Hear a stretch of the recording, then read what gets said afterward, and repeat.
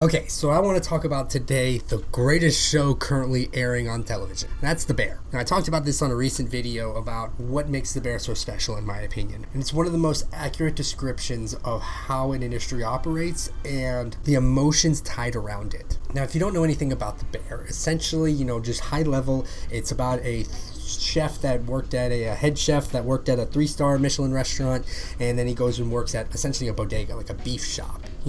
One is top of the game and then the other is like your local deli to an extent. I mean, I don't know if I'm classifying it right. The show goes on to talk about family and passion and opens you up to an entirely new world in the culinary space that me personally, I have never experienced. I've dined at restaurants, but I don't know how they work or operate in the background. But I guarantee you, like me, you probably have some sort of thought around that. In particular, I used to see on Reddit quite often about somebody talking about how they wash dishes or just cleaned spoons for 2 years straight at a top restaurant. They shucked corn for 2 weeks. And that never resonated to me. I always thought to myself, that sounds awful, that work. But you never put yourself behind or in the shoes of the person that does that. And I think what makes The Bear so beautiful is able to do that. You're able to see why people do what they do. The passion surrounding it, the discipline, the focused nature of achieving an overall goal, solving a problem. There's this one particular scene in The Bear, and it's probably one of the most poignant, one of the most significant scenes in season 2. This isn't a spoiler by any means.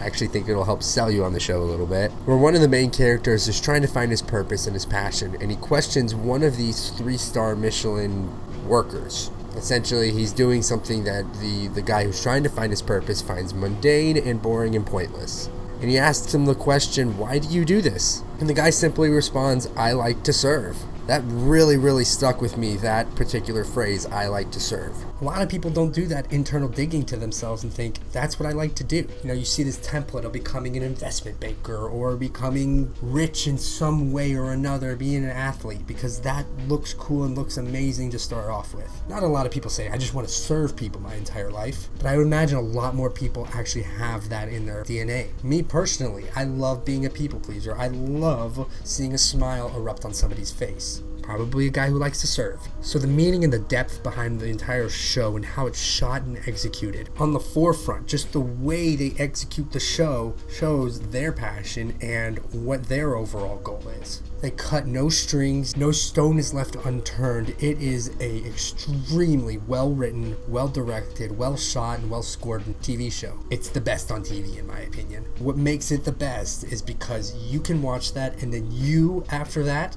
would want to become a chef to an extent. Or you just are inspired to do something. It evokes a certain emotion that it's trying to achieve better than any other show out there currently. I would say Ted Lasso does a lot of the same as well.